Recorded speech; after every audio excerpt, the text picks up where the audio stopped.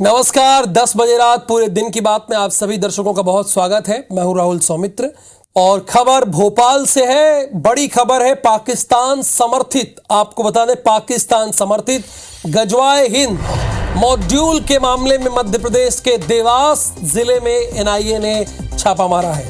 आपत्तिजनक उपकरण और दस्तावेज जब्त किए गए हैं। पाकिस्तान के साथ संबंधों का भी सुराग मिला है। गिर सोमनाथ में संदिग्धों के ठिकानों पर छापा मारा है। संदिग्ध गजवाए हिंद के हैं, कट्टरपंथी भारत विरोधी विचार का प्रचार करने में थे शामिल।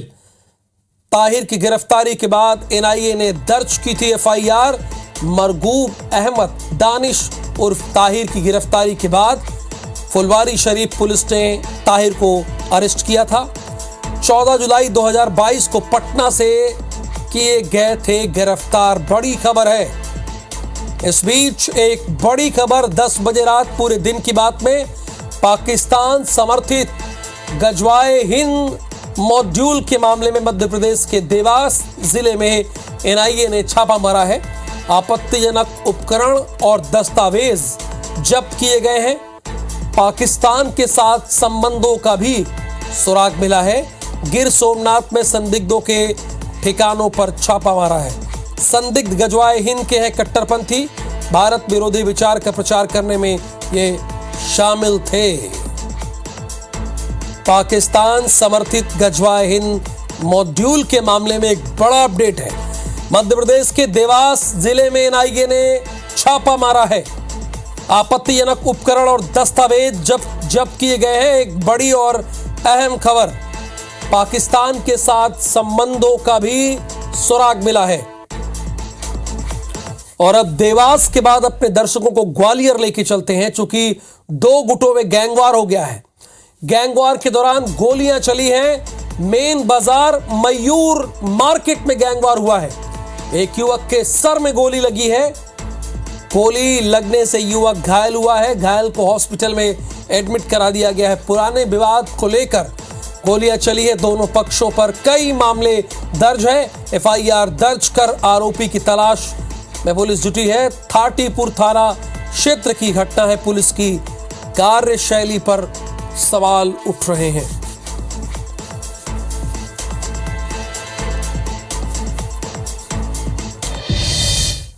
और इधर ग्वालियर में नाबालिग लड़की के साथ गैंगरेप का मामला सामने आया है। 3 आरोपियों ने मिलकर नाबालिग के साथ दुष्कर्म और अप्राकृतिक कृत्य किया है। पुलिस के मुताबिक नाबालिग बैंक के काम से घर से बाहर गई हुई थी। इसी दौरान आरोपियों ने नाबालिग को जबरदस्ती कार में बैठाकर जंगल ले गया और बारी बारी से दुष्कर्म की वारदात को अंजाम किया। आरोपियों ने घटना की जानकारी देने पर नाबालिग को जान से मारने की धमकी दी। पुलिस ने बताया कि मुख्य आरोपी का पीड़िता से सोशल मीडिया के माध्यम से दोस्ती हुई थी। पुलिस ने 2 आरोपियों को गिरफ्तार किया है। वहीं एक आरोपी अभी भी भागा हुआ है।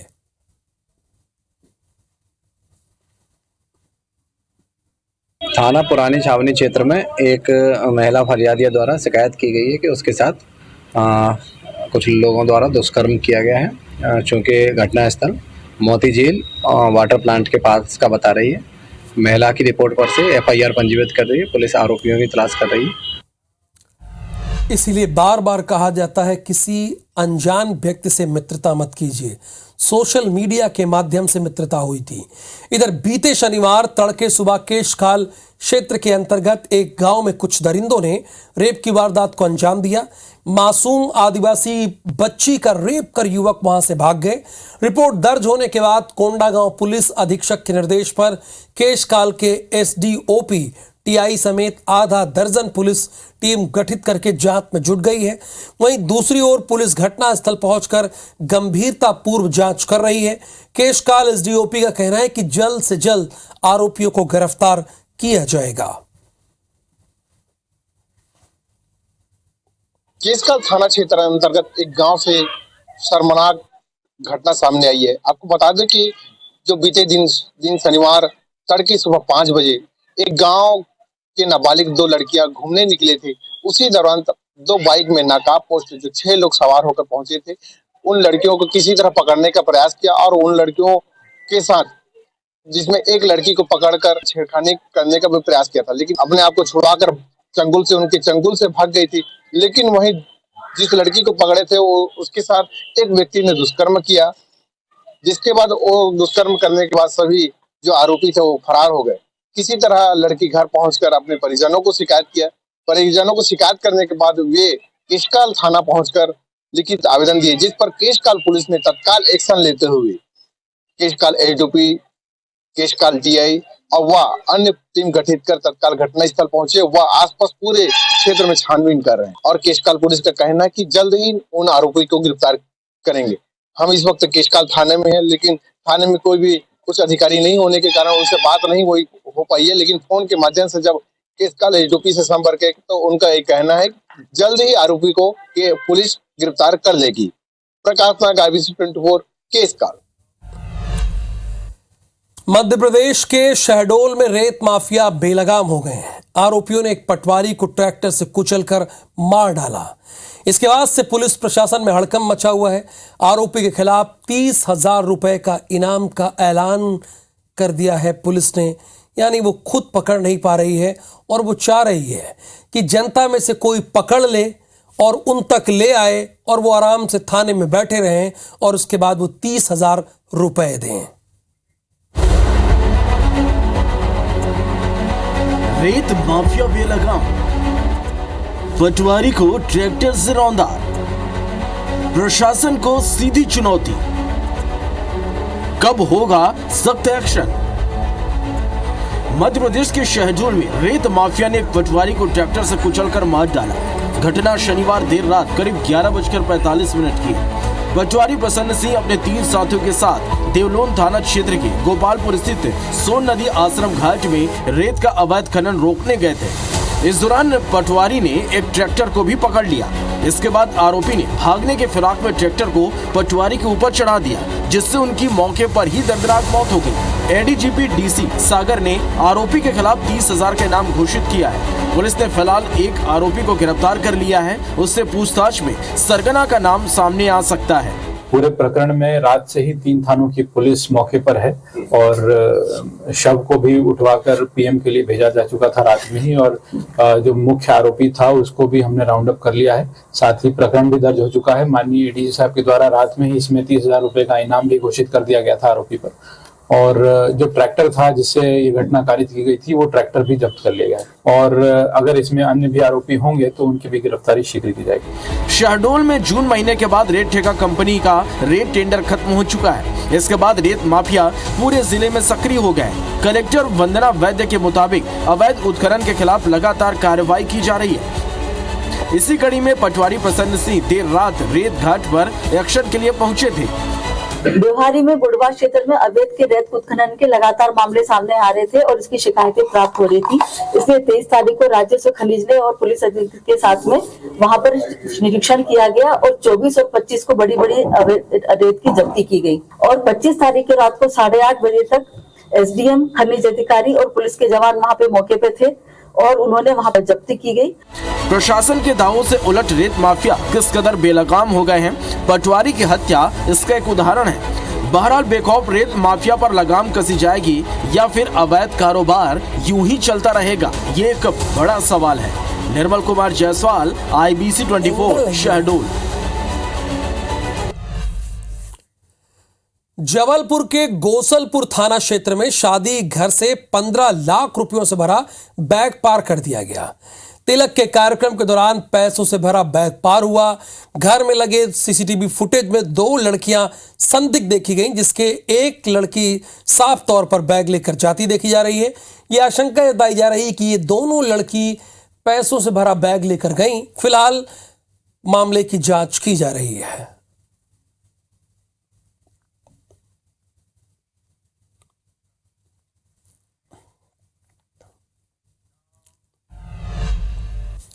इसी तरह रीवा के एक शादी समारोह में रुपयों से भरा बैग पार हो गया।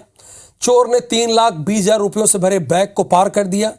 चोरी की वारदात वहां लगे कैमरे में रिकॉर्ड हो गई। बदमाश चंद मिनटों में रुपयों से भरा बैग लेकर फरार हो गए। 23 नवंबर की यह घटना है। पुलिस के मुताबिक मैरिज गार्डन में तिलकोत्सव कार्यक्रम में यह घटना हुई है। समान थाना पुलिस केस दर्ज कर आरोपी की तलाश में जुट गई है।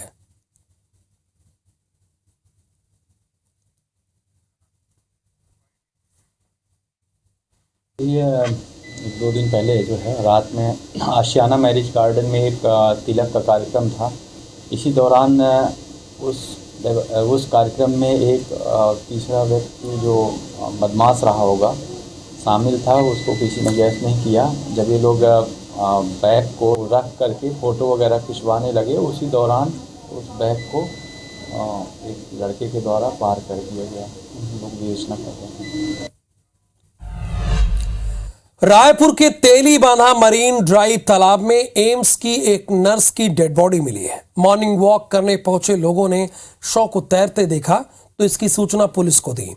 इसके बाद पुलिस मौके पर पहुंची और स्थानीय गोताखोरों की मदद से डेड बॉडी को बाहर निकाला। इसी दौरान युवती का भाई भी उसको तलाशते हुए वहां पहुंच गया।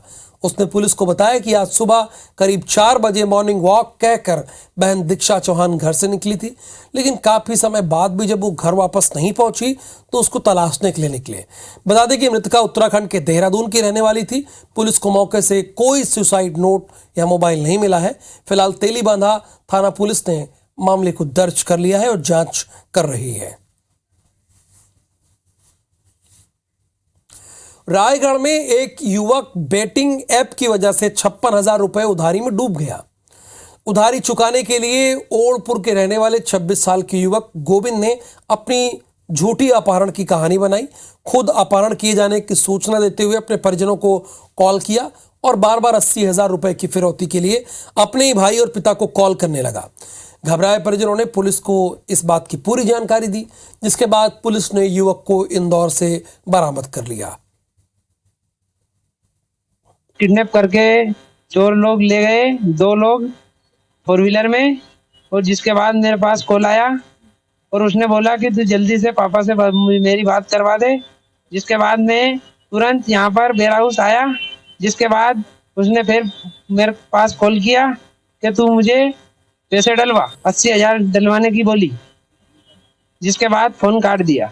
युवक द्वारा जो ऑनलाइन जो ये IPL विन करके जो ऐप है उसके माध्यम से ये चीज़ें की जा रही हैं, तो इसके संबंध में मैं ज़रूर लोगों से कहना चाहूँगी कि इस टाइप से किसी भी ऑनलाइन ऐप से थोड़ा सा बचें और जागरूक होकर काम करें। और जो हमारे यहाँ प्रकरण पंजीबद्ध हुआ है जिसमें युवक द्वारा जो खुद के अपहरण का षड्यंत्र रचा गया है, इसमें आगे भी कार्रवाई की जाएगी। संविधान दिवस पर भिलाई में आयोजित एक कार्यक्रम में बिकने आई हिंदू विरोधी किताब को लेकर बवाल हो गया। हिंदूवादी संगठन के लोग किताब को लेकर थाने पहुंच गए और किताब के प्रकाशक और लेखक पर FIR दर्ज की मांग करने लगे। 2 घंटे की गहमा गहमी के बाद आखिरकार पुलिस ने FIR दर्ज की। हिंदूवादी संगठन की ज्योति शर्मा ने बताया कि मेले में बौद्ध धर्म के साथ साथ कुछ हिंदू धर्म विरोधी किताबें बिक रही थी और इसमें हिंदू धर्म समेत रामायण को लेकर गलत टिप्पणी की गई थी। उन्होंने कहा कि वे अपने धर्म का प्रचार करें, हमें कोई परेशानी नहीं है, लेकिन हिंदू धर्म के विरोध में किताबें हम नहीं बेचने देंगे। इधर कार्यक्रम के आयोजक ने भी स्टॉल लगाने वाले के खिलाफ कार्रवाई की मांग की है। आज संविधान दिवस के उपलक्ष्य में हमारे कोसा नाला के नीचे में कुछ समुदाय के लोग भाई लोग हैं, वो लोग अपना कार्यक्रम कर रहे हैं। वहाँ पर मेला लगा हुआ है कल से, तो वहाँ हिंदू विरोधी बुक्स बिक रहे थे। उसमें कुछ बुक से हमें बहुत तकलीफ हुई है। उसमें हिंदुत्व के लिए बहुत गलत शब्द लिखे हुए हैं। उसी को लेकर के आज सभी भाई यहाँ पर थाने में FIR का मांग करने आए थे। पेला में आज 26 नवंबर के आयोजन को लेकर बौद्ध समाज के द्वारा कुछ आयोजन किया गया था। उसमें एक आयोजक मंडल के इतर किसी दूसरे के द्वारा जो पुस्तक बेचने के संबंध में कुछ स्टॉल लगाया गया था। तो उस स्टॉल में कुछ पुस्तकों पर आपत्ति दर्ज की गई थी, तो उस आपत्ति को ध्यान में रखते हुए पुलिस के द्वारा भी संज्ञान लिया गया है और उनके आवेदन के आधार पर FIR की कार्रवाई की जा रही है। छत्तीसगढ़ के चीफ मिनिस्टर भूपेश बघेल रविवार को तेलंगाना के दौरे पर रहे। उन्होंने वारंगल पश्चिम और करीमनगर विधानसभा में चुनावी सभा को संबोधित किया। वारंगल पश्चिम में CM भूपेश बघेल ने कहा कि तेलंगाना में अद्भुत माहौल है। बाय बाय KCR के नारों से तेलंगाना की हवाएं गूंज रही हैं। हाथ के पंजे को देख लोग भरोसा जता रहे हैं। कह रहे हैं कि जिस राज्य को कांग्रेस ने बनाया अब उसे कांग्रेस ही संवारे। वहीं करीमनगर में सीएम भूपेश बघेल ने कहा कि तेलंगाना में भाजपा अपने दोनों बच्चों के भविष्य को लेकर चिंतित है। कांग्रेस की यहाँ गजब लहर चल रही है। जनता का कहना है कि लुटेरों ने जितना लूटा है सबका बदला लिया जाएगा।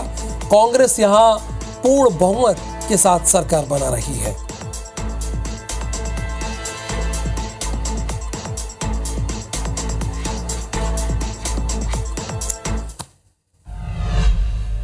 मध्य प्रदेश में भाजपा सूची तैयार कर रही है। जिन्होंने समझाने और चेतावनी देने के बावजूद पार्टी के विरोध में काम किया, ऐसे लोगों को पार्टी बाहर का रास्ता दिखाने की तैयारी कर रही है।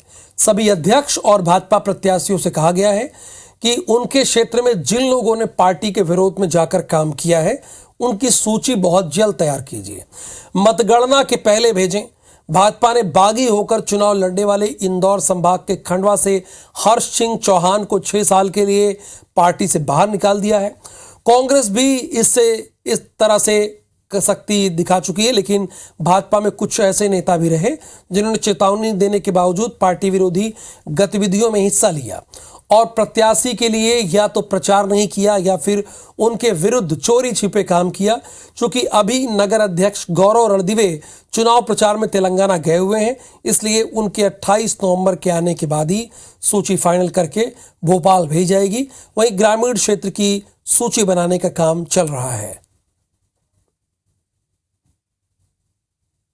भारतीय जनता पार्टी के संगठन में एक अनुशासन समिति होती है। बहुत ही सख्ती के साथ कार्रवाई करने के लिए भारतीय जनता पार्टी का संगठन काम करता रहा है और इस बार भी यदि ऐसी कोई शिकायतें मिलेंगी तो कार्रवाई की जाएगी। और ऐसे कार्यकर्ताओं को, ऐसे लोगों को जिन्होंने कहीं भी कोई डैमेज किया है, कोई पार्टी को नुकसान पहुंचाया है, उम्मीदवार के खिलाफ काम किया, उस पर जरूर कार्रवाई की जाएगी। मुख्यमंत्री शिवराज सिंह चौहान दतिया पहुंचे। मां पीताम्बरा के दर पर पहुंचकर मां पीताम्बरा के चरणों में मत्था टेका। मुख्यमंत्री शिवराज सिंह चौहान परिणाम आने के पहले अक्सर मां के चरणों में आते हुए देखे गए हैं। पिछली बार 2018 में भी मुख्यमंत्री शिवराज सिंह चौहान परिणाम आने की पूर्व मां पीताम्बरा के दरबार पहुंचे थे। असल में मां पीताम्बरा राज सत्ता की देवी मानी जाती हैं। आपको ध्यान होगा, एक बार यहां पर पंडित जवाहरलाल नेहरू ने भी यज्ञ कराया था और वो यज्ञ स्थल आज भी मौजूद है और राज सत्ता की देवी मानी जाती हैं। शिवराज सिंह चौहान 2018 में भी गए थे और 23 में भी गए हैं। आज फिर हमारे सौभाग्य सूर्य का उदय हुआ है कि सब सुखी हो, सब निरोग हो, सबका मंगल हो, सबका कल्याण हो, मध्य प्रदेश की समृद्धि और विकास का मार्ग अवरुद्ध ना हो और हमारा देश प्रगति के पथ पर लगातार आगे बढ़ता जाए। छत्तीसगढ़ में धान फसल की कटाई और गहाई चरम पर है। विधानसभा चुनाव की वोटिंग खत्म होने के बाद किसान ही नहीं, नेता भी खेती किसानी के काम में जुट गए हैं, क्योंकि रोजी रोटी तीसरी चलेगी उनकी। असल में कोंडा गांव से कांग्रेस के प्रत्याशी मंत्री मोहन मरकाम ने सोशल मीडिया पर एक वीडियो शेयर किया, जिसमें वो धान की मिजाई करते हुए नजर आए। मोहन मरकाम ने एक्स पर यह वीडियो पोस्ट किया। साथ ही उन्होंने लिखा कि आज अपने पैतृक गांव टेढ़मुंडा पहुंचा। वो इस दौरान जोरों से चल रही धान मिजाई के कार्य में हाथ बटाया।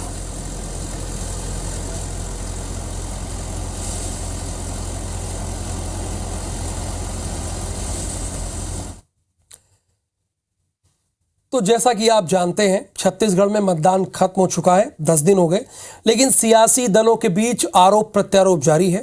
पूर्व मंत्री अजय चंद्राकर ने निष्पक्ष चुनाव को लेकर बड़ा बयान दिया और सीधे तौर पर चेतावनी दे डाली, जिस पर कांग्रेस ने करारा पलटवार किया है।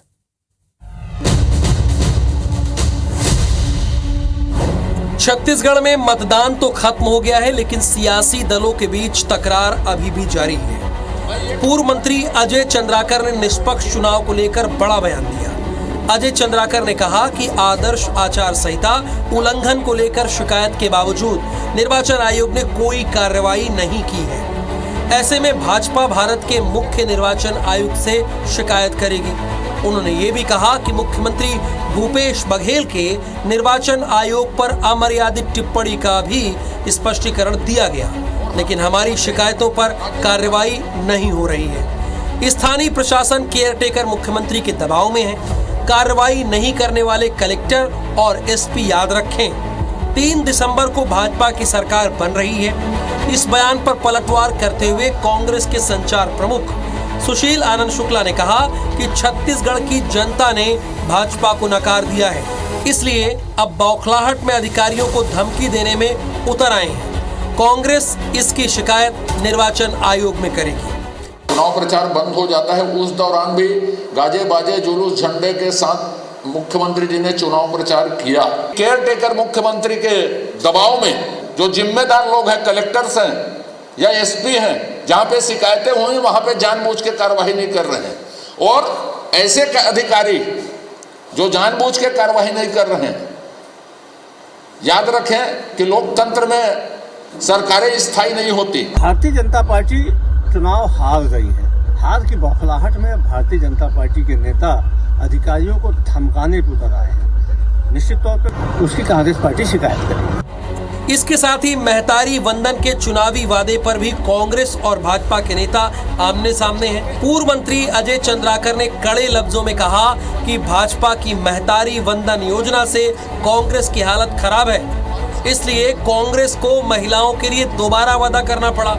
इस पर कांग्रेस संचार प्रमुख सुशील आनंद शुक्ला ने कहा कि अजय चंद्राकर बेहद अभद्र और अशिष्ट नेता हैं। जनता ऐसे नेताओं को स्वीकार नहीं करती।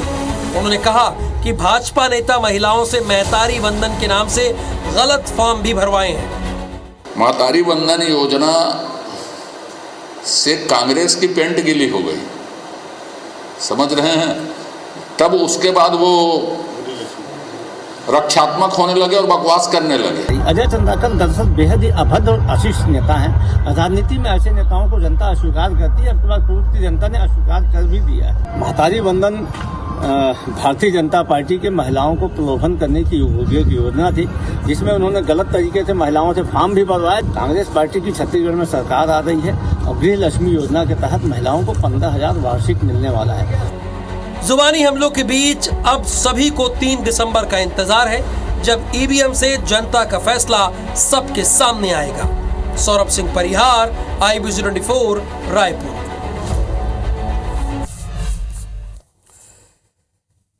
मध्य प्रदेश के चुनावी नतीजों पर देश भर के राजनीतिक पंडितों की पैनी नजर है। मध्य प्रदेश के चुनाव नतीजे ये तय करेंगे कि 2024 में बीजेपी से कांग्रेस का मुकाबला कितना रोमांचक होगा और होगा या नहीं होगा। नतीजे 3 दिसंबर को आएंगे, लेकिन इससे पहले हॉर्स ट्रेडिंग की अटकलें लगने लगी है। कांग्रेस सभी प्रत्याशियों को एकजुट रखने के अलावा ये दावा भी कर रही कि पार्टी के बिकाऊ विधायक पहले ही बिक चुके हैं। उधर बीजेपी सिंधिया के साथ पार्टी में आए विधायकों को गद्दार के बजाय ये बता रही कि ये गद्दार नहीं बल्कि खुददार हैं।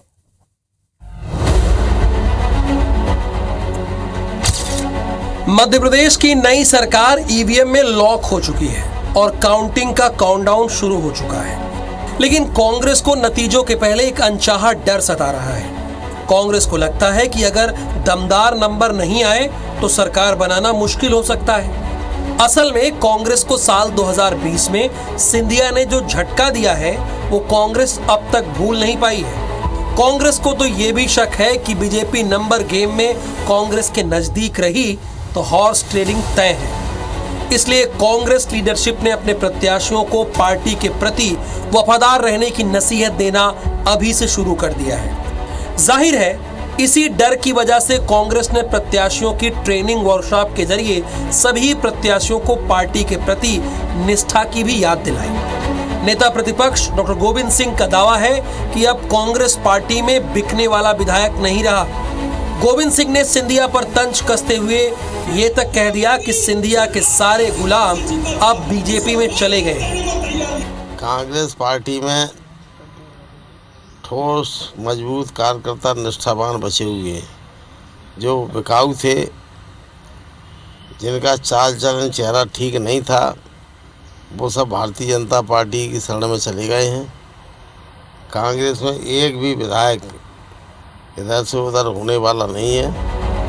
मध्य प्रदेश के चुनाव में इस बार दोनों ही दलों से बड़ी संख्या में बागी खड़े हुए हैं। न सिर्फ निर्दलीय चुनाव में लड़े बल्कि आखिरी मौके पर सपा, बसपा और आप जैसी राष्ट्रीय पार्टी से भी टिकट का जुगाड़ कर लिया। असल में मुरैना में बसपा के टिकट से चुनाव लड़े राकेश रुस्तम सिंह पर बीजेपी की नजर है। सीधी में बीजेपी से बगावत कर निर्दलीय चुनाव लड़े केदारनाथ शुक्ल पर भी बीजेपी डोरे डाल रही है। नेता प्रतिपक्ष डॉक्टर गोविंद सिंह की लाहार सीट पर बीजेपी से बागी होकर चुनाव लड़े नेता रसाल सिंह से भी बीजेपी बातचीत कर रही है। चाचौड़ा में बीजेपी से बागी होकर आप के टिकट पर चुनाव लड़ी ममता मीना से भी बीजेपी बातचीत कर रही है। भिंड से पूर्व विधायक संजीव कुशवाहा बीजेपी से बागी होकर बसपा के टिकट पर चुनाव लड़े। कुशवाहा पर भी बीजेपी की नजर है।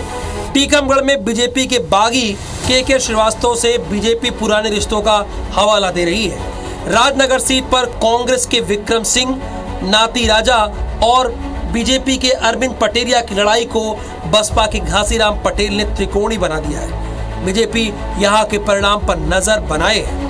होशंगाबाद विधानसभा सीट पर दो सगे भाइयों बीजेपी के डॉक्टर सीता शरण शर्मा और कांग्रेस के गिरिजा शंकर शर्मा के सामने बीजेपी के बागी भगवती चौरे ने डटकर चुनाव लड़ा है और उनके पक्ष में माहौल बना है। लिहाजा बीजेपी और कांग्रेस बागियों से संपर्क बनाने की कोशिश कर रही है। बुरहानपुर में बीजेपी प्रत्याशी अर्चना चिटनिस के खिलाफ पूर्व बीजेपी प्रदेश अध्यक्ष के बेटे हर्ष चौहान निर्दलीय चुनाव मैदान में थे। कांग्रेस के सुरेंद्र सिंह शेरा और AIMIM ने मुकाबला चतुष्कोणी बनाया, जिससे हर्ष अपनी जीत के दावे कर रहे हैं। ऐसे में बीजेपी और कांग्रेस भी हर्ष के संपर्क में है। जोबट सीट पर बीजेपी के पूर्व विधायक माधव सिंह डाबर के निर्दलीय लड़ने से कांग्रेस और निर्दलीय में लड़ाई हो गई है। बीजेपी के विशाल रावत तीसरे नंबर पर हो सकते हैं। ऐसे में बीजेपी माधव सिंह डाबर से नातेदारी निकाल रही है। जाहिर है बीजेपी का दावा कांग्रेस के उलट है। बीजेपी कह रही है कि सिंधिया के साथ बीजेपी में आए विधायक खुददार थे जो जनता की अदालत में दोबारा चुनकर आए। बीजेपी ये भी नसीहत दे रही है कि कांग्रेस खरीद फरोख्त की कोशिश ना करे। जब जनहित और जो वचन पत्र के मुद्दे थे उनकी अनदेखी हो रही थी तो सिंधिया जी से तमाम लोगों ने उसका विरोध किया और जब उन्हें कहा कि सड़क पर आ जाओ और चलो चलो कहा तो उन लोगों ने सड़क पर आ गए, सरकार सड़क पर ला दी। अब यदि उन लोगों को गद्दार कहा जा रहा है तो पूरी तरह से गलत है, ये सब खुददार है। लेकिन कांग्रेस सपना देखना बंद करे। इस बार भारतीय जनता पार्टी इतने बहुमत के साथ सरकार बना रही कि कांग्रेस के सारे सपने धराशय होंगे। बहरहाल तमाम पोल्स की रिपोर्ट ये दावा कर रही हैं कि इस बार मुकाबला कांटे का है। एक तरफा लहर किसी भी दल की नहीं है। ऐसे में भाजपा और कांग्रेस दोनों ही अलर्ट हैं। फिलहाल नेताओं के अलावा आम जनता भी 3 दिसंबर का बड़ी बेसब्री से इंतजार कर रही है। नवीन कुमार सिंह, IBC 24, भोपाल।